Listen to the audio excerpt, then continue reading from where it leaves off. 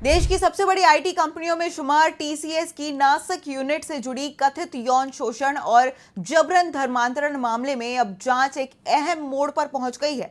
कई महीनों तक चली तफ्तीश के बाद नासिक पुलिस की विशेष जांच टीम यानी कि एसआईटी ने अदालत में 1500 पन्नों की चार्जशीट दाखिल कर दी है। इस चार्जशीट में पुलिस ने डिजिटल सबूतों, व्हाट्सएप चैट, ईमेल रिकॉर्ड्स और अन्य दस्तावेजों के आधार पर कई गंभीर आरोपों को अदालत के सामने रखा है।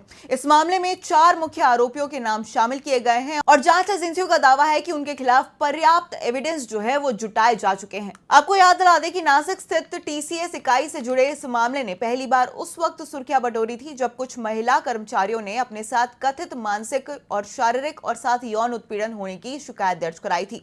शिकायतों में यह भी आरोप लगाए गए थे कि कुछ कर्मचारियों द्वारा महिलाओं पर धर्म परिवर्तन के लिए दबाव बनाया जा रहा था और निजी संबंधों का फायदा उठाकर उनका शोषण किया गया। मामले की गंभीरता को देखते हुए पुलिस ने विशेष जांच दल का गठन किया और विस्तृत जांच शुरू की। अब इसी जांच के आधार पर एसआईटी ने नासिक की सत्र अदालत में करीब 1500 पन्नों का आरोप पत्र दाखिल किया है।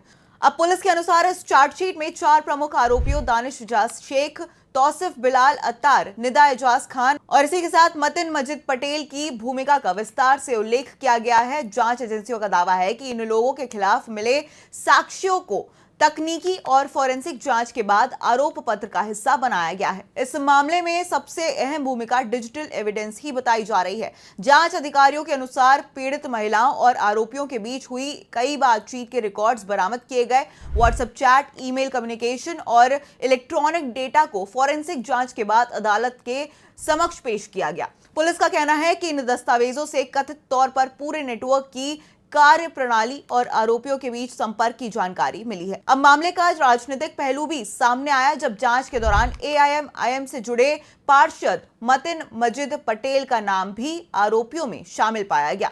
चार्जशीट के अनुसार जब मुख्य महिला आरोपी निदा एजाज खान पुलिस कार्रवाई से बचने के लिए फरार थी तब उसे कथित तौर पर छत्रपति संभाजी स्थित एक निजी आवास में शरण दी गई थी और पुलिस का दावा है कि इस मामले में जुटाए गए सबूतों के आधार पर यह आरोप पत्र में शामिल किया गया है। वहीं जांच एजेंसियों ने आरोपियों के खिलाफ भारतीय न्याय संहिता यानी कि बीएनएस की कई गंभीर धाराएं लगाई है। इनमें आपराधिक साजिश, बलात्कार, धोखाधड़ी के जरिए यौन संबंध स्थापित करना, यौन उत्पीड़न, धार्मिक भावनाओं को ठेस पहुंचाना और अपराधी को शरण देने जैसे धाराएं शामिल है। इसके अलावा अनुसूचित जाति एवं अनुसूचित जनजाति अत्याचार निवारण अधिनियम के तहत भी प्रावधान जोड़े गए हैं। पुलिस का कहना है कि पीड़ितों की शिकायतों और जांच के दौरान सामने आए तथ्यों के आधार पर यह धाराएं लागू की गई है। जांच के दौरान सामने आई शिकायतों के आधार पर अब तक कुल 9 एफआईआर दर्ज की जा चुकी है। इन मामलों में 8 लोगों की गिरफ्तारी हो चुकी है। पुलिस अधिकारियों का कहना है कि चार्जशीट दाखिल होने के बावजूद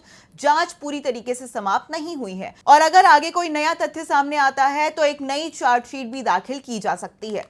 अब ये मामला सामने आने के बाद टाटा कंसल्टेंसी सर्विसेज यानी कि टीसीएस ने भी अपना आधिकारिक पक्ष रखा है। कंपनी ने बयान जारी कर कहा है कि कार्यस्थल पर किसी भी प्रकार के उत्पीड़न या जबरदस्ती को लेकर उसकी जीरो टॉलरेंस नीति है। कंपनी ने जांच में सहयोग करने का भरोसा जताते हुए आरोपों से जुड़े कर्मचारियों को तत्काल प्रभाव से निलंबित करने की कार्रवाई भी की है।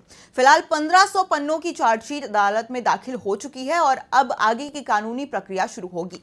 जांच एजेंसियां अपने दावों को अदालत से साबित करने की तैयारी में है, जबकि आरोपियों को न्यायालय में अपना पक्ष रखने का अवसर मिलेगा। इस पूरे मामले में अब सबकी नजर अदालत की अगली सुनवाई और न्यायिक प्रक्रिया पर टिकी हुई है।